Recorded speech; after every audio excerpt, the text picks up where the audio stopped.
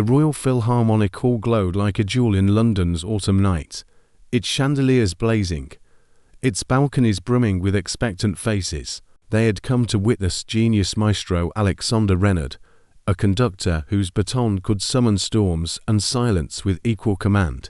To his audience, he was a master of beauty.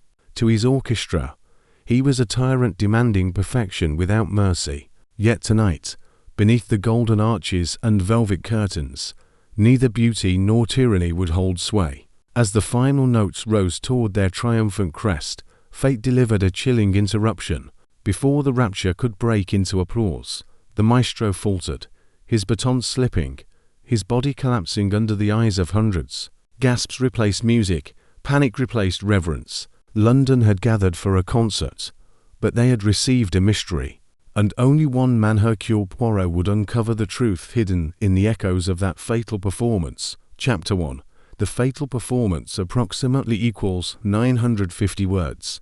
The night had all the makings of perfection. From the velvet seats of the stalls to the towering gilded balconies, London's finest had gathered in hushed anticipation. Gentle coughs and the rustle of silk were swallowed by the great dome above, where chandeliers shone like captured constellations. The stage was a world of order.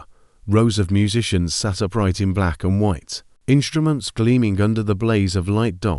When Maestro Alexander Reynard stepped onto the podium, a ripple passed through the hall. His tall frame, silver hair swept with precision, and sharp eyes commanded reverence. The applause thundered, but Reynard acknowledged it with only a curt bow. He lived for the music, not for the adoration. With a single flick of his baton, silence fell. Then came the first downbeat, soft, precise, inevitable as a heartbeat. The strings bloomed, violins weaving silk across the hall. The woodwinds answered in kind, and the brass unfurled their golden banners. It was as though Reynard held invisible reins, and with the smallest gesture, the vast orchestra obeyed. For 40 minutes, the audience was swept into a tide of sound, joy, sorrow, thunder, stillness. Reynard demanded everything, and his musicians gave it. He was not a conductor tonight. He was a ruler, absolute and exacting, sculpting beauty from the air itself. And yet, near the end of the symphony, something changed. At first it was subtle, a faint tremor in Reynard's hand, so slight it could be mistaken for passion. Elise Moreau, the concertmaster, noticed the baton hesitate for a fraction too long. His eyes, usually sharp as blades, seemed glazed, unfocused. She pressed on, her bow steady, telling herself the maestro was carried away by emotion. But then his face paled, drained of its fierce vitality. His mouth parted as though for breath that would not come. The orchestra sensed it all at once, a ripple through their ranks, but training kept them moving. The violins soared toward the climax. The timpani thundered, but Reynard swayed where he stood. His baton trembled in midair. He gasped, a ragged sound that cut through the music. The baton slipped from his fingers, struck the podium with a sharp crack, and rolled onto the stage.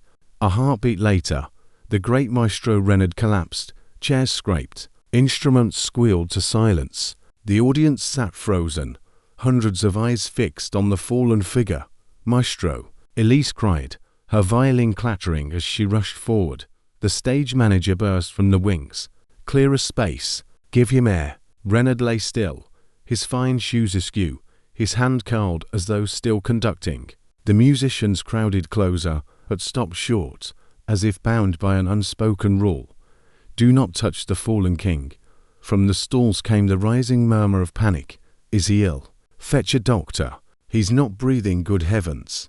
A physician, summoned from the audience, knelt beside the conductor.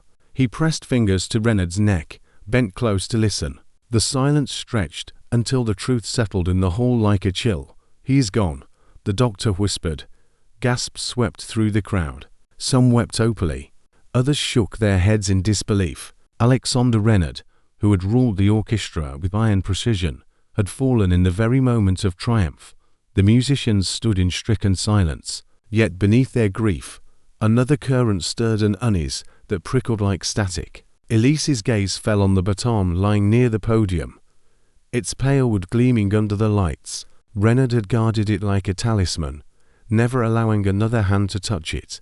To see it cast aside was unsettling, almost sacrilegious. The stage manager barked orders, ushering the orchestra to one side. "No one leaves." The police were one statements. "Police," murmured Lawrence Pike, the trumpeter. Surely this was his heart. Jacob Reed, the cellist, shook his head. He was furious in rehearsal, yes, but strong. This is different. Amira Shah, the flutist, hugged her instrument to her chest. He quarrelled with Lady Ashbury before the concert. Everyone heard it. "Hush," Elise warned, but the words were already spreading quarrels, insults, grudges. Reynard had been a genius, but also a tyrant. Few on that stage had escaped his wrath. By the time Inspector Jameson of Scotland Yard arrived, the hall was a hive of whispers. The inspector, a tall man with a clipped voice, wasted no time. "Secure the exits," he ordered. "No one leaves until we know more." He looked down at Reynard's body, then at the baton now sealed in a hastily prepared evidence pouch. "This will not be dismissed as a fainting spell. I want every musician accounted for." The musicians exchanged uneasy glances. "This is madness," Marta Klein, the clarinetist, protested. "We were playing How Could Any of Us Are Enough," Jameson cut in. "You will all be questioned." Elise folded her arms, heart racing. She had played under Reynard 4 years, endured his cruelty for the sake of art, yet now, staring at his still form, she felt no triumph, only dread. For if this was not illness, then someone among them had turned music into murder. Far across the city, in a neat apartment on Whitehaven Mansions, Hercule Poirot would soon be summoned. The little Belgian detective, with his immaculate moustache and piercing eyes, would step into the world of music and discord. And when he did, every note, every rivalry, every hidden secret in the orchestra would be laid bare beneath his scrutiny. The concert was over, but the true performance, the mystery, had only begun. Chapter 2. Poirot is summoned at Whitehaven Mansions. The evening had unfolded with its usual comfort. Hercule Poirot sat in his armchair, slippers neatly aligned at his feet, sipping the rich hot chocolate he so adored. A small fire burned in the grate, warming the room against the damp chill of a London autumn night. His moustache, waxed to perfection, gleamed in the lamplight as he leaned back with an expression of satisfaction. Captain Arthur Hastings, his old friend and sometime companion, lounged nearby with the evening paper unfolded across his knees. Hastings, genial and straightforward as ever, rattled the pages as he read aloud.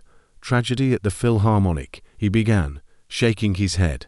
"Maestro Alexander Reynard, the celebrated conductor, collapsed and died during a performance this very evening. Doctors on the scene were unable to revive him. The cause is believed to be heart failure."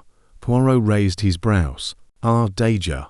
They pronounced the verdict. "Heart failure, they say. How convenient. When a man dies suddenly, the words heart failure are whispered like a lullaby to silence the questions." Hastings looked up. "But surely, Poirot, it's the most likely explanation. He was no young man, after all, my friend," Poirot said, setting aside his cup with care. "The most likely explanation is often the refuge of the lazy. Likelihood is not proof. Besides, do you not think it strange? A conductor, renowned for his strength, his vigor, collapses at the very moment of his triumph, baton in hand." "Non, Hastings, I do not accept such easy answers," Hastings sighed. "You're always suspicious. Sometimes things are just accidents." "Parfois, yes," Poirot agreed. "But tell me, have you ever known art to forgive an accident?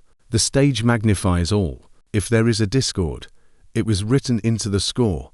Hastings frowned, trying to untangle Poirot's metaphor, when a sharp knock came at the door. Poirot glanced at the clock, pursed his lips, and rose with measured steps. On the threshold stood a uniformed constable, cap in hand, his face set with the grim mask of official duty. "Monsieur Poirot."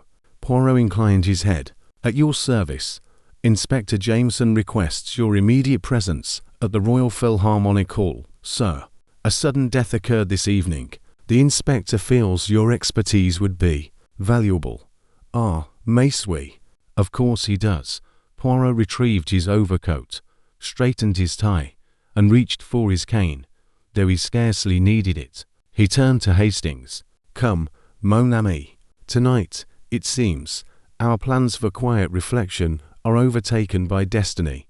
Hastings muttered something about never finishing his paper, but followed eagerly enough. He had learned long ago that wherever Poirot went, the air soon thickened with intrigue. The Philharmonic Hall was no longer the temple of art it had been earlier that evening. The grand entrance was crowded with police officers, their boots echoing on marble floors. The glittering patrons had long since been escorted out, leaving behind only the shreds of panic handkerchiefs dropped in haste, programs trampled underfoot. Inside, the stage remained lit, a cold brilliance now exposing the void where music had once reigned. At the centre stood Inspector Jameson, tall and severe, his coat buttoned up to the chin. He extended a hand to Poirot. "Thank you for coming, monsieur. I know the hour is late, mon cher inspecteur," Poirot replied, bowing slightly. "For the service of the truth, the hour is of no consequence."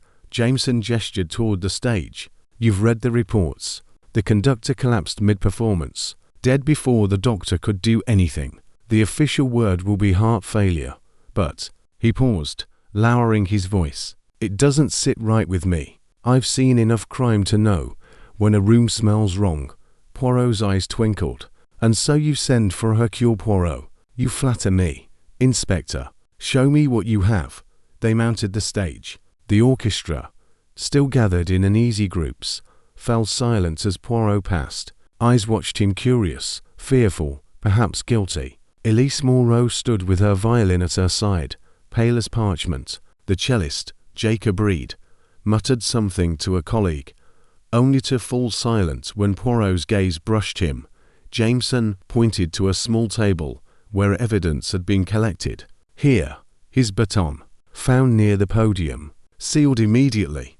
Poirot leaned over the clear pouch. The baton lay within, ordinary at first glance, slender, polished, its handle darkened by years of use. Poirot's eyes narrowed.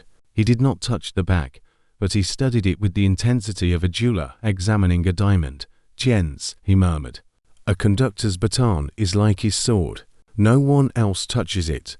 No. Yet here it lies, apart from him, as though it betrayed him." Hastings peered over his shoulder. "Looks like any other stick to me." Poirot tapped his temple. "Ah, but therein lies the difference between Hastings and Hercule Poirot. To you, a stick. To me, a question. And questions demand answers."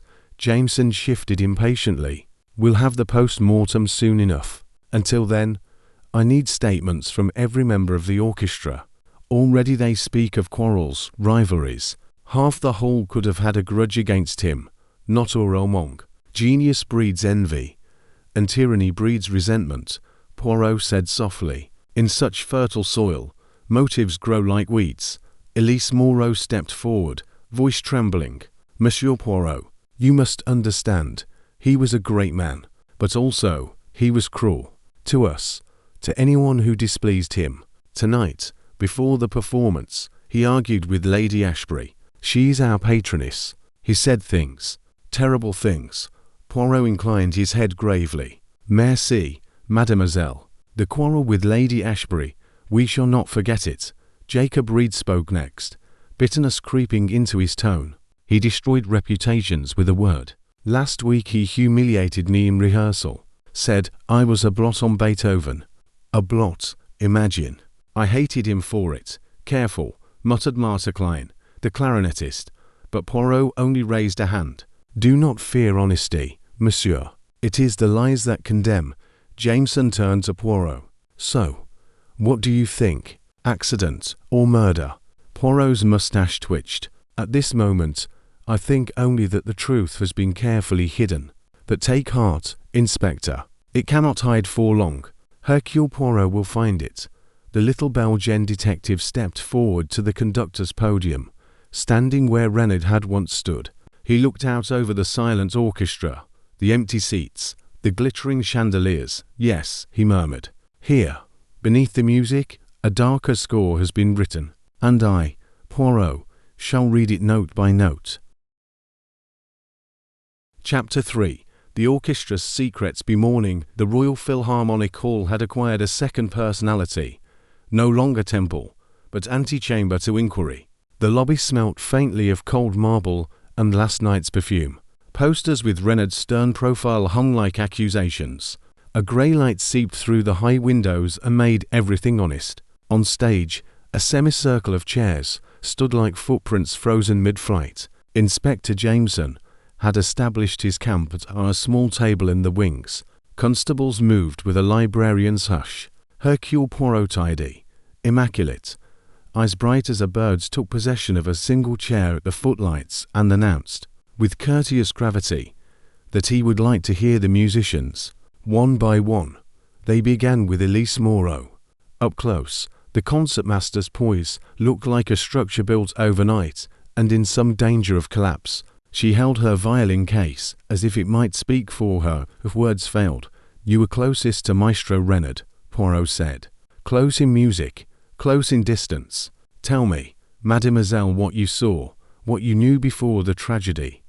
Elise met his gaze, decided he could bear a true answer, and let out a breath. He was at white heat in rehearsal. The allegro would not bend to his will, he shouted, then became very calm, which was worse. Afterward, she hesitated. "He quarrelled with Lady Ashbury."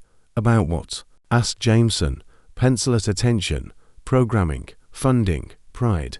He told her the orchestra needed art, not society gossip. She said art without money is silence. He laughed in that way he had sharp, like breaking glass. Poirot's head tilted. "And you, mademoiselle, had you quarrelled with him?" Elise smiled without humour. "It is the tax we pay for excellence. He once told me my vibrato was a sentimental tear on a marble statue.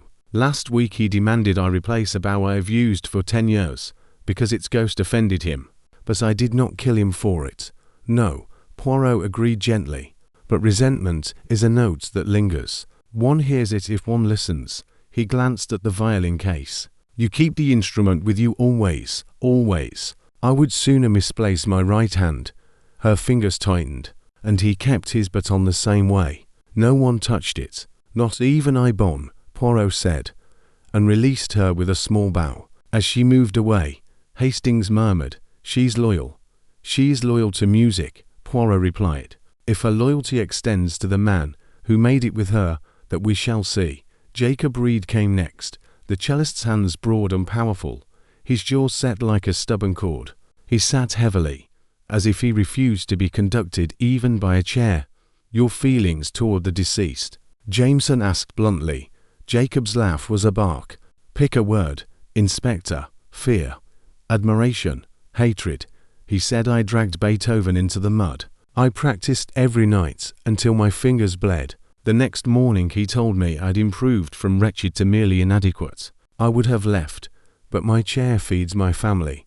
He looked at Poirot. Defiance scuffled with shame. "You think I poisoned him? With what? Bile?" Poirot's mustache twitched. "I think you are a man who takes insult into the workshop and returns with better work. That is not the profile of a killer. Yet you were in the green room yesterday, when the quarrel with Lady Ashbury occurred." Jacob blinked. "Yes. She warned him the board was tired of his behavior. He said if they wanted a tame dog, they should hire one. She told him there are many conductors. He said there is only one Alexander Reynard. And after?" Poirot asked. After he stood very still.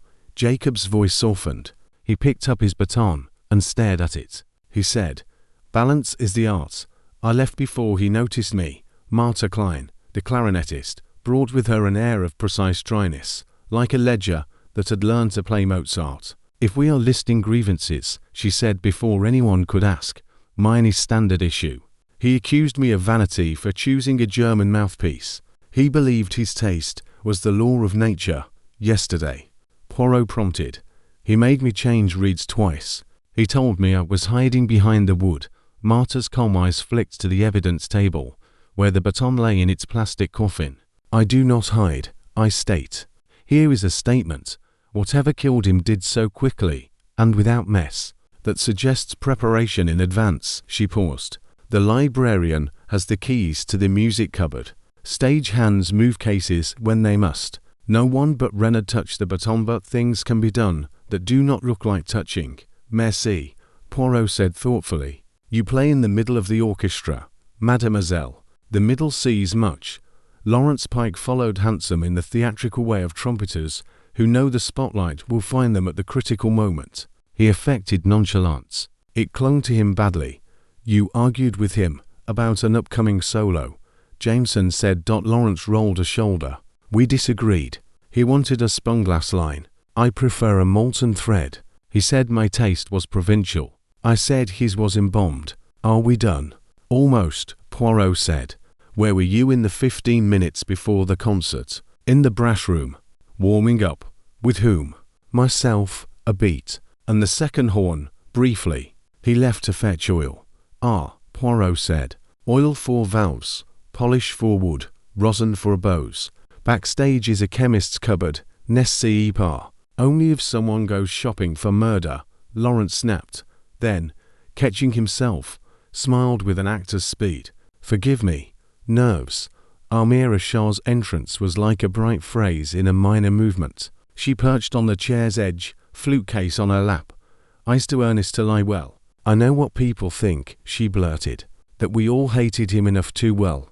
But I didn't. I feared him and wanted him to say brava just once. He never did. That is all. And yesterday? Poirot asked kindly. I heard him with Lady Ashbury. He said the board meddled. She said the audience had begun to complain. He laughed. She swallowed. There is one other thing. He asked the instrument maker to send over a new grip for his baton last week. A different cork. He said his wrist ached. Poirot's eyes sharpened. A change to the handle. Yes. But the new grip was wrong. He hated it. The old one reappeared. Her brown it. Only I never saw who restored it. 'Tis interessant, Poirot murmured, and for a moment looked like a man listening to music others could not hear. They took a short recess. The stage manager, a compact woman named Miss Vickers, approached with a clipboard and a tone accustomed to obedience. You should know, she told Jameson, that the baton case was left on the conductor's stand after rehearsal. I locked the stage. Only I, the head stage hand, and the house manager have keys. You were here last? Jameson asked. I was, she said crisply. I left at 6. The doors were secured. At 7 the front of house took over. The green room has a separate entrance for patrons. Lady Ashbury came through there. Merci, mademoiselle, Poirot said. Your orderliness comforts me. Someone's must, she returned, and marched away. Lady Ashbury arrived with the weather about her, a storm that had been told, by good breeding, to stand outside. She was tall, severe, pearls that were not imitations cooling at her throat. Is this to be an inquest in the stalls? She asked. Very well. Ask. You quarrelled with Maestro Reynard, Jameson said. We disagreed about tone, she replied. In music, in governance, she said. Maestro Reynard believed genius is a pass to behave badly. I believe many may say no, but we both cared for the orchestra. If you were suggesting I had him struck down like an aria, I advise you to acquire better melodrammer. Poirot inclined his head. Did you at any time go near his baton? Certainly not. I do not touch men's wands, she said, and allowed a ghost of satisfaction to shape her mouth at Hastings's blush when she had departed in a rustle of expensive silence. Hastings leaned close. What do you think? I think, said Poirot, that power speaks as if innocence were its birthright. It is not, mon ami. They saw the librarian, a nervous fellow who spoke of catalogues and humidity, the head stage hand who spoke of ropes and cues, the house manager who spoke of donors and latecomers. From each Poirot extracted a sliver, a time, a key, a habit. He placed them like tesserae in his mind. At last, he asked to see the conductor stand. Miss Vickers had left it as it fell. Score open, pencil to the right, a square of velvet where the baton case had rested. Poirot did not touch. He stooped, eyes travelling the paper. On the margin of the final page, in Reynard's small fierce hand, a note, hold, breathe, balance, balance again. Hastings said softly, just so, Poirot replied. A man obsessed with balance, wrist, program, authority. Disturb the balance and he falls. But how is balance disturbed? By force, by fear. He straightened and looked to where the baton slept in plastic. By the smallest change to a thing the hand believes it knows, he turned to Jameson. Inspector, I would like a list of all who could access the baton between rehearsal and performance. The instrument maker who supplied the new grip, the chemist who sells polish to our fastidious maestro, and, if you please, the doctor's first impressions from the body. You think poison, Jameson said. I think the hand that never slipped, Poirot answered. That can be fear or design. If design, it was elegant, invisible, and executed in the very language the maestro spoke all his life. He smiled without warmth. Music, my friend, leaves no fingerprints, but it leaves patterns, and those Hercule Poirot will read.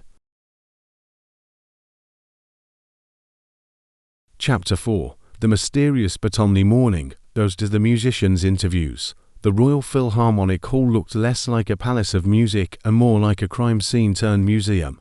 The stage was cordoned off, the air stale from too many bodies lingering where music should have breathed. On a table near Inspector Jameson's station, as the single most curious object of all, Maestro Reynard's baton, sealed in its plastic pouch. It looked absurdly ordinary, a slender shaft of polished wood, with a cork grip darkened by years of sweat. Yet the weight of suspicion pressed on it, as if it were a loaded pistol. Hercule Poirot approached it with the solemnity of a priest before a relic, his head tilted slightly, moustache gleaming in the flat daylight streaming from the high windows. Hastings stood beside him, hands in pockets, gazing at the baton with mild bewilderment. It's just a stick, Poirot, Hastings remarked. Nothing dangerous about it. He could have dropped dead of apoplexy, as the doctor suggested. You can't blame a bit of cork and wood for that. Ah, mon ami, Poirot murmured, you see only with the eyes. But the eyes alone are lazy. The brain must ask, why did the hand that never faltered betray him in that instant? Why did the baton slip? Non, Hastings, this is not only a stick. This was the maestro's weapon, his scepter. To tamper with it would be like dulling the blade of a fencer or loosening the string of an archer. Jameson stepped forward, voice clipped. Our pathologist hasn't finished, but no obvious signs of poison were found. If it was administered, it must have been subtle. He tapped the pouch with his pencil. Could a baton deliver such a thing? Perhaps not the baton, Poirot said slowly, but perhaps what was upon it. He requested gloves and, with extreme delicacy, removed the baton from its prison. He held it lightly between forefinger and thumb, turning it so the light caught its polished sheen. He studied the cork handle in particular, bringing it close to his eyes. Do you see, Hastings? The surface is uneven, very faint, but present. A new grip, replaced, then restored. It does not fit quite perfectly. Hastings squinted. Looks fine to me, Poirot sighed. The sound half indulgence, half exasperation. To you, yes.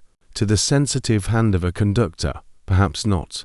A grain to coarse, an edge to sharp, already the balance is altered. And what if, mon cher, that grip was treated with something unpleasant, a substance that seeps through the skin, invisible, silent, waiting only for the perspiration of performance to awaken it? Jameson frowned. You mean a contact poison? Poirot inclined his head. It is a possibility one must not ignore. The inspector called for his men to send the baton to the laboratory at once. Meanwhile, Poirot continued his quiet examination of the stand and the velvet-lined case in which the baton had been kept.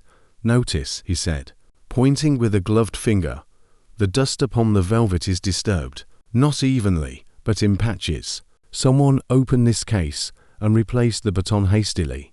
A careful owner, such as Reynard, would never permit such disorder.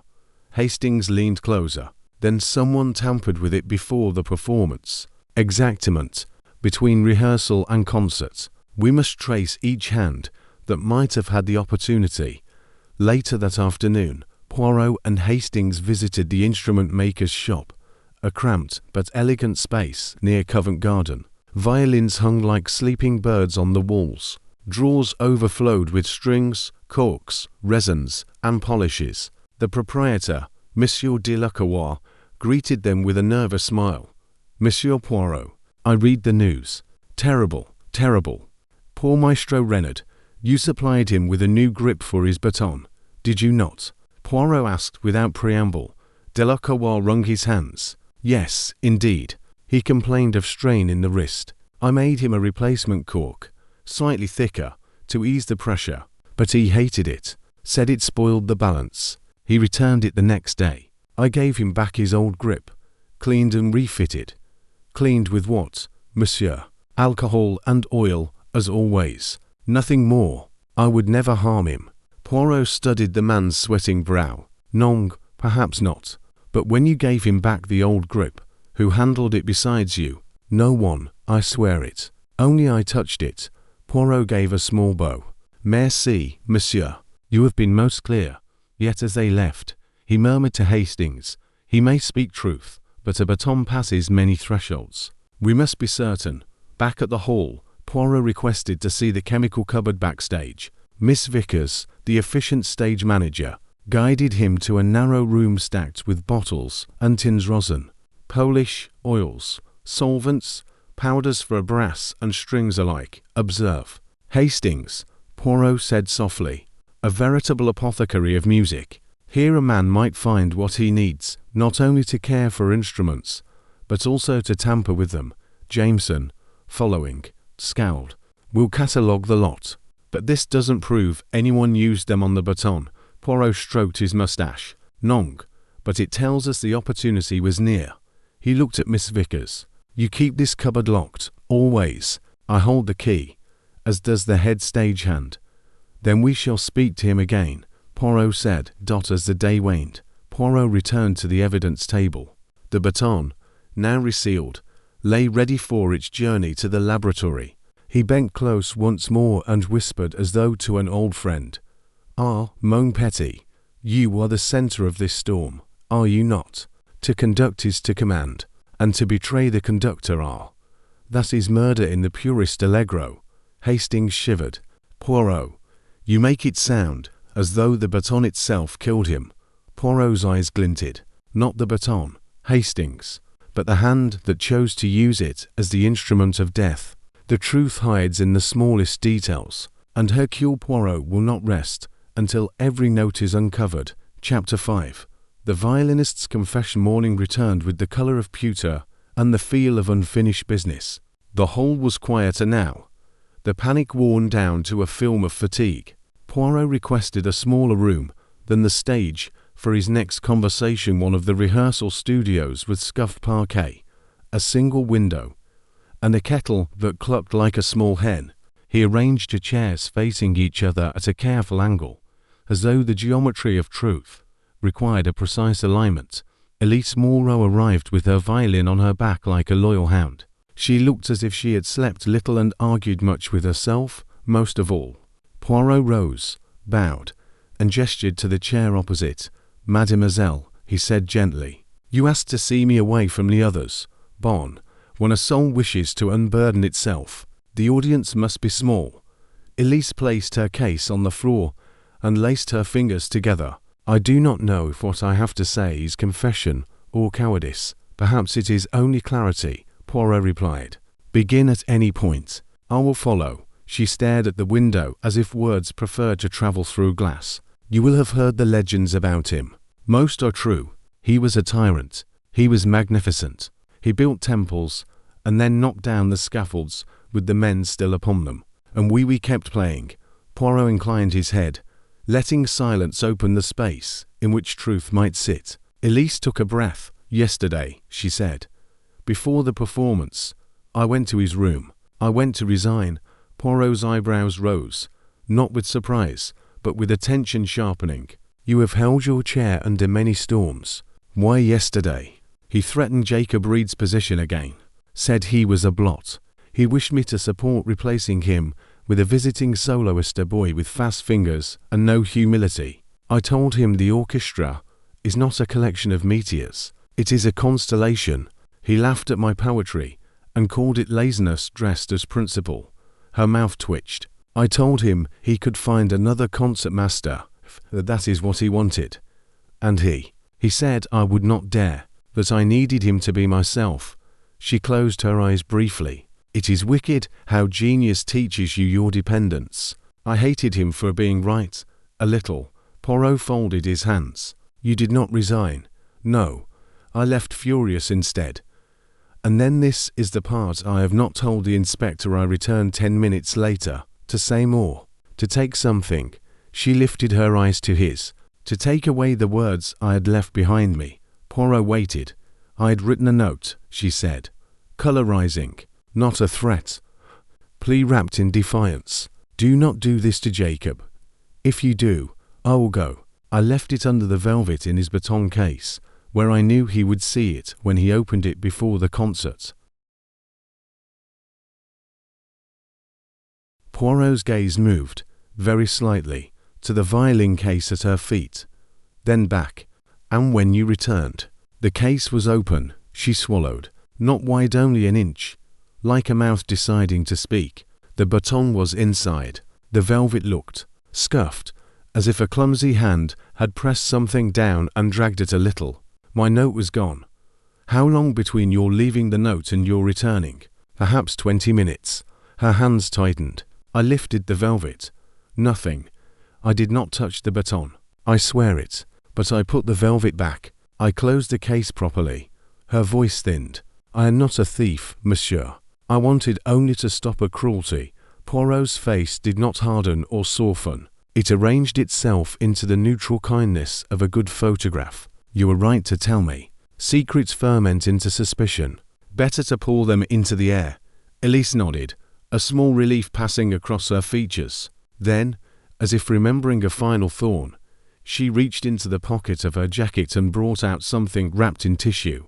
A grey fleck, no bigger than a crumb. She placed it in Poirot's palm. This clung to my cuff when I left his room. Velvet lint, I think. I shook it free at home, and then, well, I kept it. I do not know why. It felt like a summons. Poirot laid the fleck on the table and regarded it with the seriousness one usually reserves for rings. You are a musician, he said. You understand the value of the smallest note. Elise's mouth trembled into the ghost of a smile. Then it vanished. There is more, mais bien sûr. After I returned the case to order, I stepped into the corridor and nearly collided with Miss Vickers. She had a set of keys and looked harried. I apologized. She said the house manager was searching for Lady Ashbury. Something about donors in the wrong seats. Elise exhaled. A few minutes later, I saw Lady Ashbury herself near the green room, holding a white envelope. She went not into the patron's lounge, but toward the stage entrance. I cannot swear she entered Reynard's room, but the direction was suggestive. Poirot listened as if to a passage he had once heard and could now hum. And you did not tell Inspector Jameson this? I did not tell him anything about the case, or the note, or the envelope. I am ashamed. It seemed after he died everything I had touched became contaminated by implication. I could hear his ghost calling me sentimental, foolish. She drew herself up. But shame is not a defense. So I have come. You have done well, Poirot said simply. When the conscience is heavy, one stumbles. Better to travel light. He glanced at the tissue-wrapped fleck again. This, and your memory of the envelope, they help. She stared at the kettle, which chose this moment to cluck, and laughed a sound like a string touched by accident. Help. I have made myself a suspect. Oh, Poirot smiled. But you were always a suspect in the chorus of many. Now you are a suspect who speaks. And that is a different music. For a while they sat in the plain room with its honest light, while Hastings, hovering by the door, studied Elise with the innocence of someone who has never been asked to choose between pride and bread. At last Poirot leaned forward. One more question, mademoiselle. When you opened the case, did you note any odour? Any faint perfume not of velvet or wood?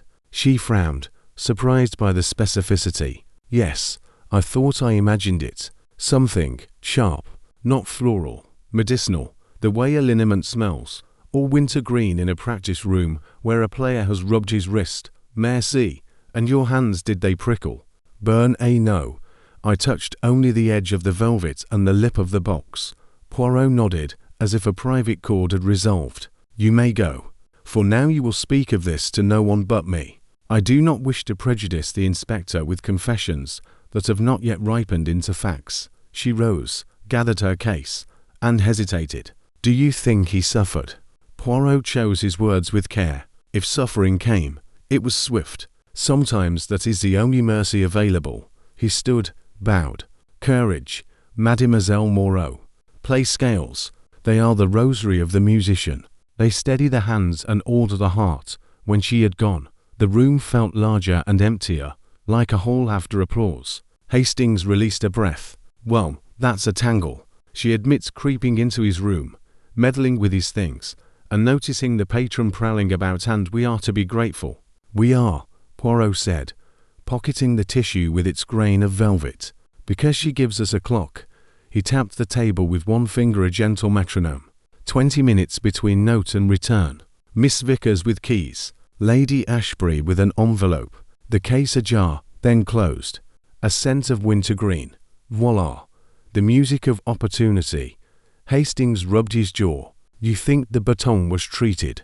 I think, said Poirot, that a baton can be dressed like a wound cleaner, oil, polish. One may add to such dressings without changing their face. He looked toward the door as if it concealed the rest of the orchestra. Find me the head stage hand. I would like to know how often doors that are locked find themselves open when no one is looking. And Lady Ashbury. Poirot's eyes warmed for an instant only. Presently, letters and batons. Both are instruments. One conducts money, the other obedience. If she slipped an envelope beneath a score, we shall read it. If someone tricked a hand into trusting its grip, we shall feel where the trick begins. He lifted the kettle off the hob and poured hot water into 2 cups, the steam rising like a curtain. We are approaching the andante, where themes reveal their true shape, my friend. The confession is not an ending. It is the bridge. Hastings took his cup and stared into the curling steam. I hope your bridge leads somewhere solid. It will, Poirot said softly, almost to himself. If one listens for the footstep that is lighter than it should be, one can tell where the plank was replaced. He set his cup down untouched, and his gaze moved inevitably, irresistibly toward the thought of a baton in a velvet cradle, and a hand that trusted what it should have feared. Chapter 6. A note in the score ready following afternoon. Inspector Jameson summoned Poirot and Hastings to the Philharmonic's music library. Dust and discipline lived here side by side. Shelves soared, filled with bound scores that smelled of ink and age. Desks bore neat piles of parts marked with pencil, tiny hieroglyphs of musicians who had lived and died by half a bar. At one such desk, the orchestra librarian wrung his hands as if they were guilty objects. I have done nothing wrong, monsieur, he stammered. I only filed the music as always. Poirot's moustache quivered. Rasher's vu. Hercule Poirot does not accuse without cause. We merely inquire. He lifted a fat folder of the evening's symphony, spread across the table like a map. This is the score used by Maestro Renard. Yes, sir, his own copy. He kept it here between rehearsals, and I delivered it to his dressing room before the concert. Poirot opened the score with reverence, turning page by page. Each bore Renard's familiar annotations, exclamation marks, sharp slashes, reminders of tempo. Then, on the final movement, a scrap of paper protruded, tucked neatly between the staves. Hastings leaned in as Poirot drew it out with tweezers. It was not Renard's handwriting. What is that? Hastings whispered. Poirot smoothed the paper on the desk. A single line was scrawled across it, bold and angular. Balance your genius, or genius will be your end. Inspector Jameson swore under his breath. A threat. Poirot tapped the words gently. More than a threat. A prophecy. And prophecies, Hastings, are the inventions of men who already know what must follow. The librarian blanched. I swear, monsieur, I never saw that slip. It was not there when I delivered the score. Poirot studied him. The man's eyes darted like a rabbit's. But fear can be honest as well as false. You keep the keys to this room? Yes. but others have accessed the assistant librarians, Miss Vickers when she must, Maestro Reynard himself of course, and Lady Ashbury. Poirot asked suddenly. The librarian hesitated. She should not. That she is entered on occasion, asking to see programs, lists of donors printed on inserts. I could not refuse. Poirot's eyes gleamed. So the patrons may wander among the notes as well as the players. Interesant. Back on the stage. Poirot laid the threatening slip beside the baton pouch, as if to test whether one sang harmony with the other. Hastings paced. Uneasy. Poirot. If someone left that note, it means they meant him to know he was in danger. Why kill him if they'd already warned him? Ah, Hastings. But consider, a warning can be camouflage. It makes the victim believe the danger lies ahead, when in truth, waits under his hand. Poirot's gaze settled on the baton case. He saw this note, I think, moments before the concert. It disturbed him, yet he chose to conduct. Pride, perhaps, or arrogance. Jameson frowned. You're suggesting the murderer planted both the poison and the note? Or two hands work separately, Poirot said softly, one to frighten, another to kill. But I do not think so. Nong, the handwriting sharp, deliberate, speaks of someone who wanted to play a part in the drama, not remain invisible. This murderer is theatrical. He or she writes their music for an audience. Hastings muttered. That sounds like half the orchestra. Poirot smiled faintly. Just so. That evening, Poirot invited Elise Moreau back to the rehearsal room. He held the note between thumb and forefinger. Mademoiselle, you told me you left a message in the baton case. Is this your hand? She examined it and shook her head quickly. No, I write small, in French. This is not mine. Poirot studied her face, then folded the slip. Then perhaps you were cleared of one suspicion, but another remains, who wished you to be seen as if you had written it. Elise flinched. Someone seeks to make me guilty. Perhaps, or perhaps they sought only to add dissonance to the score. We must be cautious. Later, when the hall had emptied, Poirot and Hastings walked along the echoing corridors. Poirot's voice was low, measured. You see, Hastings, the baton, the grip, the scent of wintergreen. The note all speak to me of one thing, preparation. This crime was not passion's instant flame. It was composed like music bars, rests, motifs returning. Whoever wrote this score of death is clever. But in cleverness, one often overreaches. They leave their signature where they mean to leave only shadows. Hastings looked troubled. And the signature is... Poirot stopped, turned, and smiled with the quiet certainty of a man who saw farther than others. Patience, mon ami. The motif repeats, but we have not yet heard the whole symphony. When we do, the murderer will be forced to take a bow. He slipped the note into his pocket, as if pocketing a fragment of melody. Only he could hear. Chapter 7. Shadows backstage benight. The Philharmonic revealed a different architecture. In daylight, its lines were noble and frank. After hours, they folded inward, a nest of corridors where light hesitated and sound behaved strangely. The stage itself was a raft in a black sea. Ropes hung like dark vines. Ladders led to regions no audience ever imagined.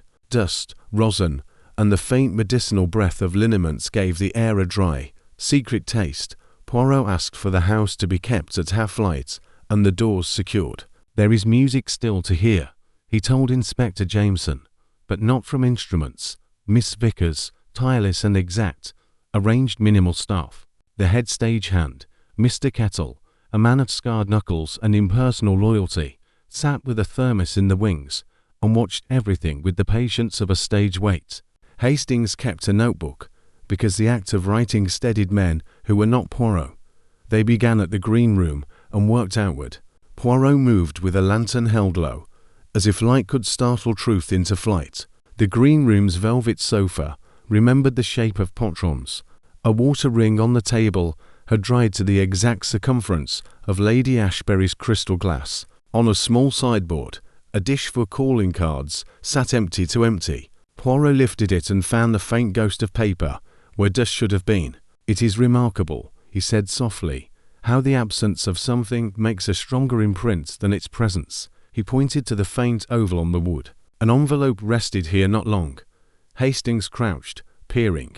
You think it was the one Elise saw? Possibly. Or its cousin.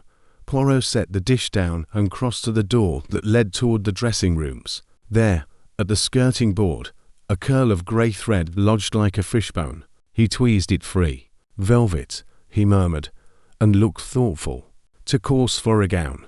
A drape, perhaps. Miss Vickers, summoned, confirmed the drapes in the green room had been replaced last year with a heavier pile. They shed when they're new, she said crisply. But those are months old. The only fresh velvet is in the prop store and on the podium stand. Just so, said Poirot, and tucked the thread away. They passed the pit door and the narrow stair to the catwalks. Up there, Quiet moved with a different gait. Poirot did not climb yet. He stood and listened. Below the stage, underfoot, lay the trap room, a space of beams and pulleys, where crews ghosted during scene changes, if there were scenes. Here there were none. Still, the room existed, because old buildings keep their habits. Poirot descended to that understage world. The trap room smelled of iron and old wood. A single bare bulb trimmed the darkness into a circle. Mr. Kettle's chalk marks tattooed the floor with letters and arrows that only stagehands could read. In the corner, a tin of valve oil stood uncapped beside a ragstiff with old polish. Brass room, Hastings said, pointing. Someone stored it here by mistake. No, Mr. Kettle said mildly from the steps. Nothing lands here by mistake. Someone meant not to be seen carrying oil where it belonged. Poirot picked up the tin, sniffed, and passed it to Hastings. Wintergreen rose like a cool knife. Hastings blinked. The same scent Elise described, perhaps, Poirot said. He wrapped the tin in paper and set it aside. On a beam near the stairs, he found a smear of something colourless that caught the light like snail trail. He touched it with the tip of a gloved finger. It clung and stretched. Resin polish mix, Mr. Kettle said. We use it for squeaky boards, sometimes, or for smoothing a grip that no longer sits, Poirot said, and his eyes narrowed as if the shadow itself had supplied a line in the score. He rose, brushed his gloves together with prim distaste, and returned to the wings. The orchestra's chairs had been stacked. On the stand where Reynard's score had lain, the pencil still rested to the right. Poirot examined its point. It was blunted, then carefully squared with a penknife Reynard's habit. A scatter of fine shavings glittered like metal filings. He touched one. It crumpled to dust. This too is a clock, he said. He sharpened before the performance no earlier than 7:45. We will ask the doorman who passed then. At the door to Reynard's dressing room, the lock I shone with the damp sheen of something wiped. Poirot knelt, the lantern steady in his hand. Miss Vickers, who cleans these? She shook her head. No one. Not until this morning, and I told them to leave the private rooms alone. A hair-thin crescent of metal filings lay, where the lock's tongue slid. Poirot coaxed them onto a card. A key copied, or a pick employed, he murmured. But why the filings outside? Ah, carelessness is a cousin of confidence. Inside the room, order had been restored by constraint rather than peace. The velvet-lined Baton case had been carried away, but its square on the table was a paler patch, as if the cloth beneath had missed the light. Poirot stood where Reynard might have stood, hands braced on the table's edge. In the mirror, his moustache regarded him with professional interest. Men speak to mirrors with less caution than two friends, he said. How fortunate mirrors forget the words. He turned, seeking the small things. In the wastebasket, under tissues and the pale skeleton of a sandwich, lay the rind of a cork shaved thin as parchment, rolled upon itself. He unfolded it with tweezers. Its edges were bitten by a knife, not a machine. A grip altered by hand, Poirot said. Someone shaved weight from the baton, then re-sleeved it. Balance, Hastings, altered by a millimetre, can become destiny. Jameson swore softly. That's preparation, not a spasm of temper. Preparation lives backstage, Poirot agreed. It hides where only the initiated look. He straightened. Let us ask the initiated. They gathered the orchestra's night creatures, the ones whose lives twined with ropes and lamps. Mr. Kettle answered first. No one had permission to be under the stage between rehearsal and performance. Miss Vickers had locked the dock at 6. The house manager opened the front at 7. The green room drew donors, but never crew. The crew preferred shade to chandeliers. Who among the players haunts the backways? Poirot asked. Lawrence. Mr. Kettle said without malice. Trumpet. He likes the catwalk, says. The height clears his head. And the clarinet. Miss Klein. Keeps her own toolkit in the prop store. Says the orchestra screws are never tight enough. He scratched his chin. The cellist, Reed, asks for rosin from time to time. Heavy hand. Heavy rosin. Poirot thanked him, filed the names inward, and asked for the catwalk keys. Miss Vickers produced them from her belt with the air of a queen surrendering a scepter. I will accompany, she said. No one goes up alone after hours. They climbed to the rails that run like faint streets above the stage. Up here the chandeliers were eye-level moons, dusty and aloof. The stage below looked like a draftsboard, the chairs white squares among black. In the grid's hush, Poirot's footsteps counted themselves without prompting. Along one beam, chalk numbers told of weight loads. On another, a cigarette, but had been crushed, its ash clinging in a crescent. Miss Vickers made a noise of disapproval. No smoking up here. Ever. Someone needed courage, Poirot said. He sniffed the paper. It had the faint acrid tang of a brand Hastings had seen Lawrence tuck into his pocket. Hastings said as much. Poirot nodded, not in accusation, but in arithmetic. Dot at the far end, where the fly lines descended. A faint smear darkened the rail, low and oval, as if a gloved hand had paused there. Poirot touched it with a swab. It gleamed, then dulled. Polish again, he said. The same blend. He looked to where a narrow stair led down to a door that opened, discreetly, near the patron's corridor. A private path, from domus to sky and back. How theatrical. Back on the deck, the building seemed to inhale. A door clicked somewhere, soft as a stage whisper. Poirot's head turned, precise, like a metronome's pivot. We will now listen for footsteps, he said. They stood, and at first there was nothing. Then, faintly, a rhythm, quick, careful, light, not a stage hand's boot, not a patron's heel. A player's shoe, perhaps soft leather to spare the feet before a long stand. Left, Hastings breathed. No, Poirot corrected gently. Above, he pointed to a slot of dimness where the lighting bridge met the wall.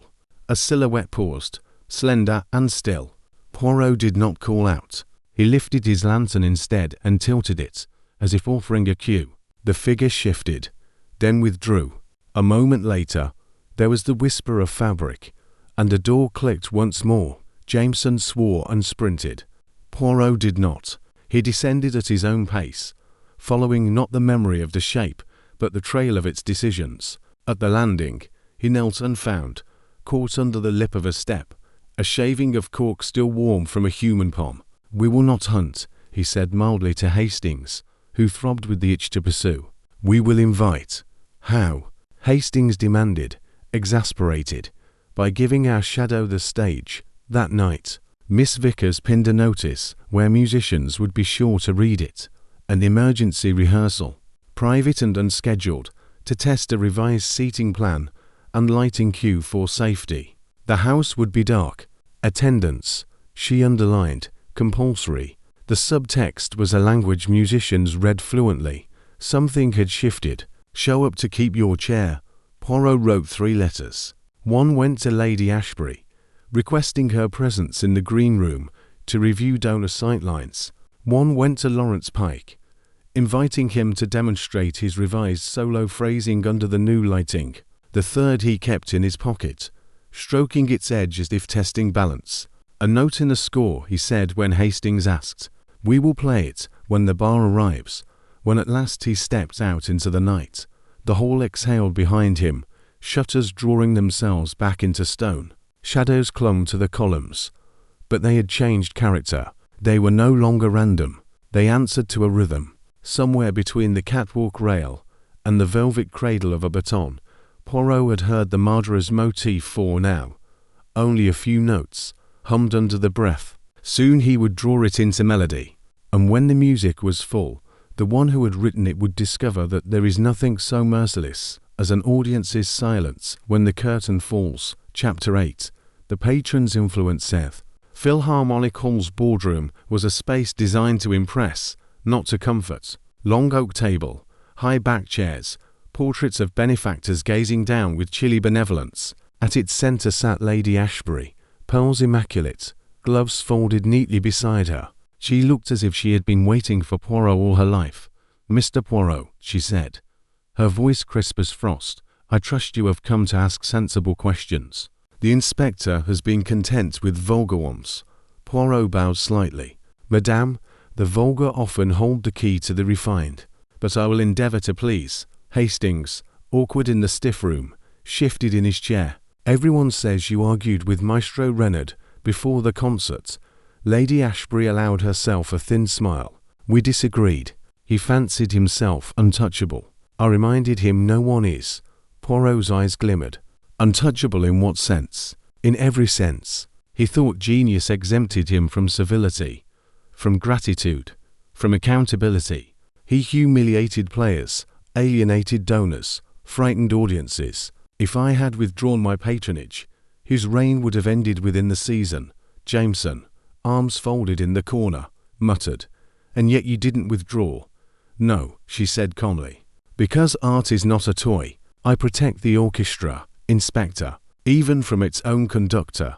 Poirot steepled his fingers. "'Tis bien. But you see, madame, to protect can sometimes mean to wound. Did you go to his dressing room before the concert?" Her eyes narrowed. "I did not." Poirot drew from his pocket the slip of paper found in the score. He placed it on the table like a card in a game. "Balance your genius, or genius will be your end." Lady Ashbury's face revealed nothing. "Ugly handwriting," she said. "Not mine. You deny authorship." "I deny wasting ink on threats. When I act, monsieur, I act openly." I told him to his face that the board was weary of his temper. That was enough. Poirot regarded her steadily. "And yet you were seen near the stage corridor with an envelope." For the first time, colour touched her cheeks. It contained a cheque. A donor contribution required his signature. I intended to leave it on his desk. When I found the room locked, I kept it with me. You may ask my solicitor. The papers are intact. Hastings brightened. "Then why did Elise see you near the stage entrance?" Lady Ashbury's pearl smile returned. "Because, young man, donors often stray where they should not. Curiosity is not a crime." Poirot leaned forward, voice very soft. "Curiosity can kill, madame, when it strays into another's instrument case." She met his gaze without flinching. "If you suggest I tampered with a baton, you insult both my intelligence and my manicure." Jameson scowled. "We'll need to see the envelope." "You shall. It is in my motor car." She stood, gathering her gloves. "But remember this. Without me, this orchestra drowns. If you wish to preserve it, stop chasing phantoms and find the hand that wielded poison." "It was not mine," she swept out, leaving silence in her wake. Hastings exhaled. "She's a formidable woman." Poirot rose, smoothing his cuffs. "Formidable, yes, but not invincible. She claims to act openly, yet she walks corridors in shadow." "I do not dismiss her," Jameson muttered. "She's clever enough to have arranged it through someone else." Poirot nodded. "Perhaps. Patronage is influence. Influence is power. And power, mes amis, is often the most dangerous poison of all." That evening, Poirot requested to see the orchestra gathered once more. As they assembled, the musicians' faces reflected weariness, suspicion, fear. Poirot studied them with care, like a conductor gauging his players before raising the baton. "Tomorrow," he announced, "we will hold a private rehearsal. The music will be the same. The conditions will be the same. But one thing will be different. Hercule Poirot will be listening, not only to the notes, but to the silences. And in those silences, the murderer will reveal themselves." A murmur passed through the room. Elise looked down at her violin. Jacob Reed folded his arms. Lawrence Pike smirked. Martha Klein's eyes sharpened. Almira Shah fidgeted with her flute case. Lady Ashbury, who had chosen to remain for the announcement, inclined her head slightly, pearls gleaming like trophies. Poirot's gaze lingered on her last. The orchestra is a kingdom, madame, and a kingdom is ruled not only by the crown, but by the purse. Tonight, I wonder which holds the sharper edge. He bowed and dismissed them. Hastings whispered as they left. Do you really think she could have done it? Poirot smiled faintly. I think, mon ami, that money conducts its own music, and someone has been playing a very dangerous tune. Chapter 9. The Trappist Seth Hall stood dark and expectant, like a theatre holding its breath before the curtain rises. Miss Vickers had followed Poirot's instructions precisely. No audience, no press, only the orchestra summoned for what had been described as an emergency rehearsal. They filed in with the unease of soldiers marching toward an uncertain battle. The musicians took their seats, instruments tuned with soft mutters of sound that seemed too timid for the cavernous space. Elise Moreau adjusted her violin, eyes fixed on the floor. Jacob Reed set his cello between his knees with the solemnity of a priest lifting a chalice. Lawrence Pike blew a few bright notes that echoed harshly in the silence. Martha Klein busied herself with reeds, her movements brisk and exact. Almira Shah polished her flute until it reflected the dim lights above. Poirot watched them from the wings, moustache immaculate, hands clasped behind his back. Hastings leaned close. You look like a general before a campaign. Poirot's lips curved. A campaign, yes, but with different weapons. Here the bullets are truth, and the victory is confession. Inspector Jameson, standing nearby, scowled. Let's hope your little play works, Poirot. I'd rather clap someone in irons than wait for another solo. Poirot stepped forward, his voice carried without effort. Mies Amos, you wonder why you are here. You think, perhaps, that this is a rehearsal. In truth, it is an experiment. You will play as you did on the night of tragedy. I ask you to imagine Maestro Reynard upon the podium once more. A murmur spread, quickly silenced by Poirot's raised hand. Do not fear. He is beyond our reach. But the truth is not. I wish to see hands, faces, tempers. I wish to feel the pulse of the orchestra as it moves toward the moment when death struck. Only then will we discover which of you carries the discord. Elise lifted her bow. And if one of us falters, then I will know where to listen.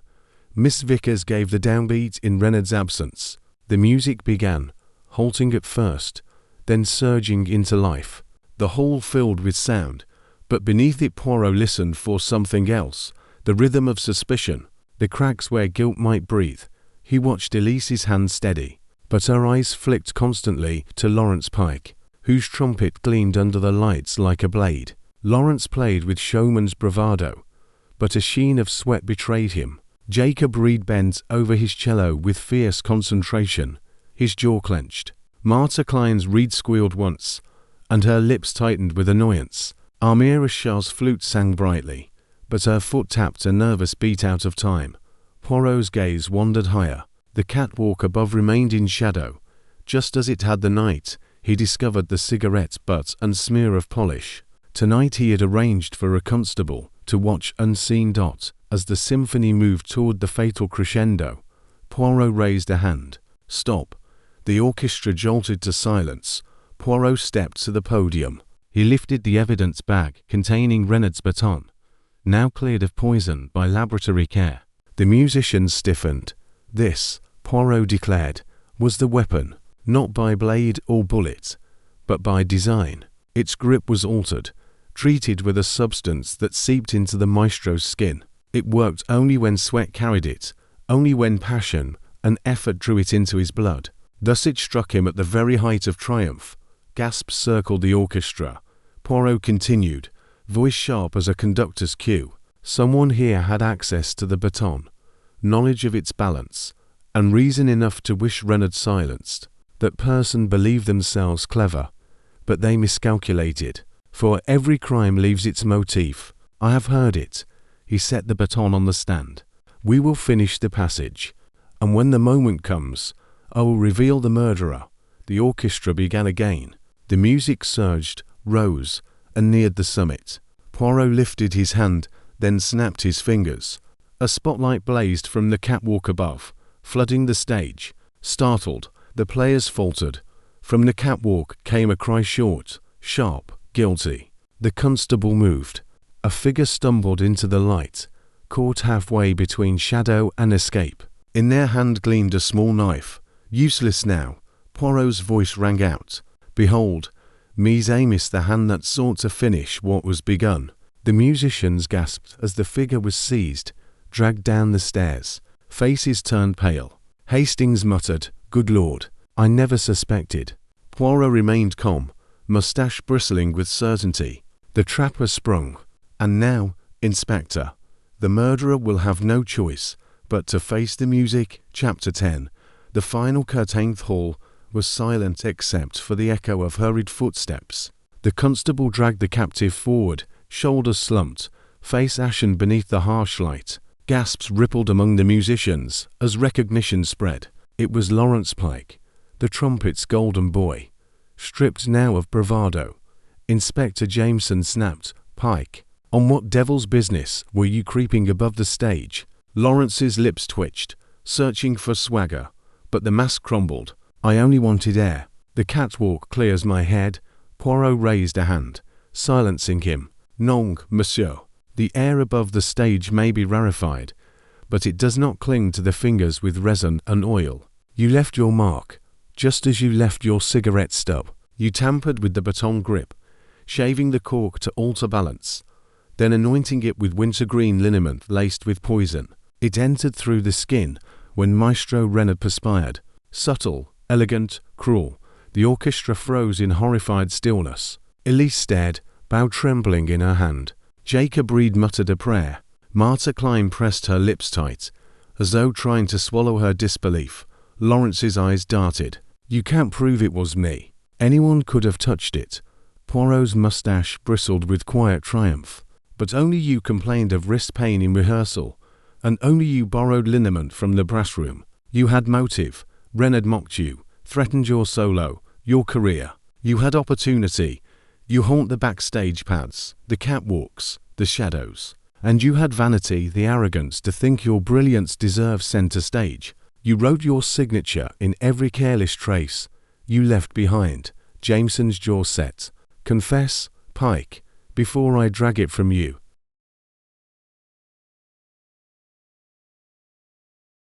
Lawrence's shoulders sagged. A bitter laugh escaped him. "He humiliated me. In front of everyone called me provincial. Said I'd never touch greatness. I was sick of bowing, of waiting for his crumbs of approval. I wanted him gone, and I wanted to feel the whole belonged to me for once." His voice cracked. "I didn't think it would kill him so fast." The confession hung like sour smoke. Jameson barked orders. The constables closed in, binding Lawrence's wrists. He did not resist now. He looked smaller than his chair on the stage, like a man already erased. Poirot turned to the musicians. "Mes amis, I grieve with you. Art demands discipline, and genius often wounds those nearest it. But murder destroys both music and man. Remember, harmony cannot be built upon hatred." Elise bowed her head, tears tracing her cheeks. Jacob Reed clasped her shoulder. Amira Shah whispered, "The music will never be the same." Poirot softened his tone. "Non, mademoiselle. It will not be the same, but perhaps it may be better." Freed from tyranny, born again of truth, Lady Ashbury, watching from the shadows of the wings, spoke at last. "Justice, then, and the orchestra lives." Poirot inclined his head. "Justice, madame, and perhaps, at last, balance." Later, as they left the hall, Hastings broke the silence. "I'll never understand how you saw it all, Poirot. To me, it was smoke and shadows." Poirot smiled faintly. "Because, mon ami, I listened. Music and murder are alike, they leave motifs. A smear of polish, a thread of velvet, a whiff of wintergreen small notes, but together they made a melody only Hercule Poirot could hear." Hastings shook his head.